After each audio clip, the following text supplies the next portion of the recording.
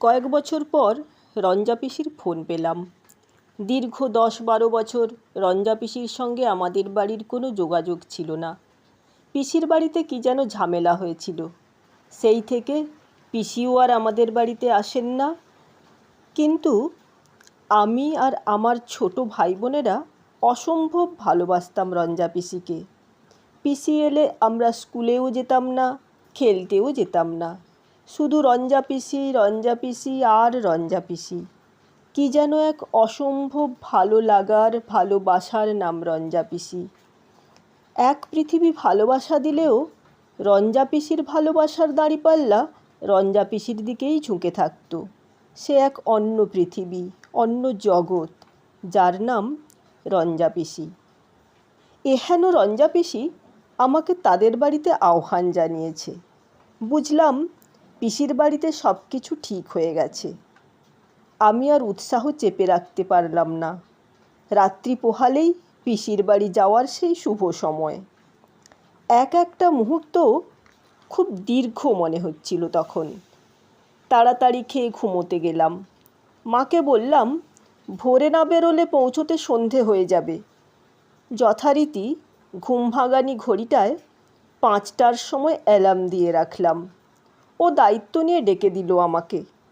আমিও আধ ঘন্টার মধ্যে প্রস্তুত হয়ে নিলাম। এবার বাড়িতে সবার অনুমতি নিয়ে রওনা হওয়ার পালা। গন্তব্য মালদহ। ভীষণ উৎসাহে বাসে উঠলাম। 12:50 হাওড়ায় ট্রেনে উঠলাম। কাল থেকে টিকিট কেটেই রেখেছিলাম। নির্দিষ্ট সিটে গিয়ে বসে পড়লাম। লাগেজগুলো চেন দিয়ে বেঁধে নিলাম সিটের সঙ্গে। ট্রেন ছাড়ল ঠিক সময়েই। জানলা দিয়ে স্টেশনগুলোর দিকে সেইন দৃষ্টি রেখে এগিয়ে চললাম। পাশাপাশি লোকজন খোশ গল্পে মেতে উঠল। আমিও ওদের সঙ্গে হাসি, খুশি, আনন্দ উপভোগ করতে করতে এগিয়ে চললাম।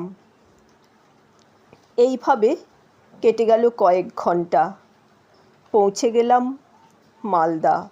ঘড়িতে তখন ঠিক রাত্রি 8:30। স্টেশনে নেমে এদিক ওদিক তাকাচ্ছি। এমন সময়, কি বাবলা, এসে গেছো? খুব ঠান্ডা শান্ত স্বর। পেছনে ফিরে দেখি সুন্দর পিসেমশাই।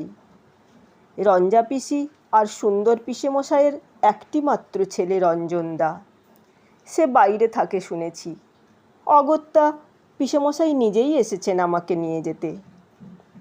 পিসেমশাইকে একটা প্রণাম সেরে নিয়ে বললাম, ভালো আছেন তো পিসেমশাই? পিসি ভালো আছে? পিসেমশাই আমার দিকে তাকিয়ে হাসলেন একবার। বললেন, বৃষ্টি হচ্ছে, ভিজলে জ্বর হবে। ছাতা এনেছি, ছাতা মাথায় দাও। এখানে এখন একটা ভয়ানক জ্বর হচ্ছে। অনেক মানুষ অসুস্থ হয়ে পড়ছে। আমি বললাম, না না, অল্প স্বল্প ভিজলে আমার কিচ্ছু হবে না, আপনি চলুন। পিসেমশাই বললেন, তোমাদের প্রজন্মের এই একটা সমস্যা, তোমরা কোনো সাবধানবাণী শুনতেই চাও না। আমি বললাম, না না পিসেমশাই, তা নয়, আমি একটু আধটু ভিজতে ভালোবাসি, তাই বললাম। আমরা এগিয়ে চললাম। এরপর পিসেমশাই আর কোনো কথা বললেন না। আমিও পিসেমশাইকে আর বিরক্ত করলাম না। এইভাবে নীরব থেকে 10 মিনিট হাঁটলাম। অবশেষে নীরবতা ভাঙলেন পিসেমশাই নিজেই। বললেন, আমরা এসে গেছি, কলঘরে হাত মুখ ধুয়ে পরিষ্কার হয়ে নাও। আমি বললাম, ঠিক আছে। তারপর বাড়িতে ঢুকলাম। সারা বাড়ি অন্ধকার। কেবল একটা ঘরে নীল আলো জ্বলছে। আবছা আলোয় দেখলাম রঞ্জা পিসি, ভীষণ পরিপাটি করে সেজে থাকা আমার সেই পরিচিত রঞ্জা পিসি। বললাম, পিসি, আমি চলে এসেছি তোমার কাছে। পিসি একটা অদ্ভুত দৃষ্টিতে আমার মুখের দিকে তাকিয়ে বলল, এত দেরি করলি কেন? কি ভীষণ শীতলতা সেই গলার স্বরে। আমার মেরুদণ্ড বেয়ে একটা ঠান্ডা স্রোত যেন নেমে গেল। পিসিকে জিজ্ঞেস করলাম, দাদু দিদা কাউকে দেখছি না তো? পিসি বলল, ওরা হারিয়ে গেছে কালের স্রোতে। আমি আর কিছু জিজ্ঞেস করলাম না। পিসি যেন একটু কম কথাই বলছে। এই রঞ্জা পিসিকে আমি ঠিক যেন চিনতে পারছি না। বললাম, আমাকে এক গ্লাস জল দেবে পিসি? পিসি বলল, দিচ্ছি। জল দিল পিসি। গ্লাসটায় হাত লাগতেই আমি চমকে উঠলাম। কি ভয়ঙ্কর ঠান্ডা! পিসি বলল, খেয়ে নাও। সেই গলার স্বরও যেন জলের মতোই ঠান্ডা। আমি বললাম, খাচ্ছি পিসি। আমার হাত কাঁপছে। আমার গলার ভিতরে আন্টার্কটিকার বরফ পড়ছে। আমি আর কথা বলতে পারছি না যেন। পিসি বলল, তুমি বসো, আমি তোমার রাতের খাওয়ার ব্যবস্থা করছি। আমি বললাম, তোমরা খাবে না? পিসি বলল, আমরা আমরা খাই না। আমার পা দুটো যেন শেকল দিয়ে বেঁধে রেখেছে কেউ। আমি আর হাঁটতে পারছি না, স্থবিরের মতো দাঁড়িয়ে আছি।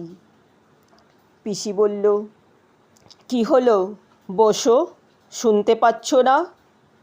আমি বললাম, হ্যাঁ পিসি, বসছি। আমি ঘড়ির দিকে তাকালাম। রাত্রি 12টা বাজে। ঘড়িতে ঢং ঢং শব্দে 12টা ঘন্টা বাজল। পিসি বলল, খেয়ে নাও। আমি বললাম, খাচ্ছি। আমার জিভ অসাড় হয়ে আসছে। টেবিলে তাকিয়ে দেখলাম থালায় লুচি, আলুর দম আর মিষ্টি। খুব খিদে পেয়েছে। লুচিতে হাত দিতেই আটকে উঠলাম আমি। ঠান্ডা ঠান্ডা, কি ভয়ানক ঠান্ডা সেই খাবারগুলো। খেতে পারছি না। আমার মাথাটা ঝিমঝিম করে উঠল। আমি খাওয়ার টেবিল ছেড়ে কোনো রকমে উঠে দাঁড়ালাম। পিসি অপলক তাকিয়ে আছে আমার দিকে। বললাম, আমি এখন বিশ্রাম নিতে চাই। পিসি বলল, তুমি মুখ হাত ধুয়ে নাও, আমি তোমার বিছানা করে দিচ্ছি। শোয়ার ঘরে যেতেই পিসি বলল, তুমি চুপচাপ শুয়ে পড়ো, আমি আলো নিভিয়ে দিচ্ছি। এত আলো আমাদের সহ্য হয় না। আমি চিৎকার করে উঠলাম, ছুটে গেলাম দরজার দিকে। দেখি দরজায় বাইরে থেকে একটা বড় তালা লাগানো। আমি আর দাঁড়িয়ে থাকতে পারলাম না। আমার পায়ের তলার মাটি যেন সরে গেল। পা দুটো থর থর করে কাঁপছে। দাঁড়িয়ে থাকতে পারছি না। আমার দু চোখ ক্রমশ অন্ধকার হয়ে গেল। যখন জ্ঞান ফিরল, দেখি আমার চারিদিকে অসংখ্য মানুষের ভিড়। কতক্ষণ যে এইভাবে পড়ে আছি বুঝতেই পারছিলাম না। সবেমাত্র ভোরের আলো ফুটেছে দেখলাম। তারই মধ্যে রঞ্জনদার সেই পরিচিত গলার স্বর শুনতে পেলাম। রঞ্জনদা বলল, বাবলা, কখন এলি তুই? আর ভেতরে ঢুকলিই বা কীভাবে? আমি বললাম, পিসেমশাই নিয়ে এলো তো।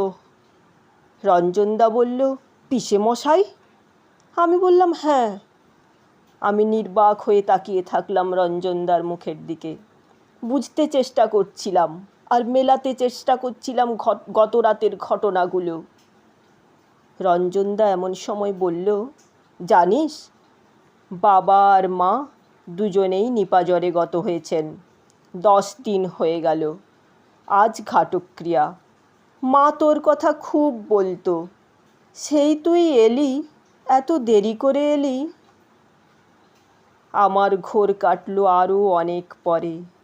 তারপর ফিরে গেলাম নিজের বাড়ি একরাশ চাপা কষ্ট বুকে নিয়ে।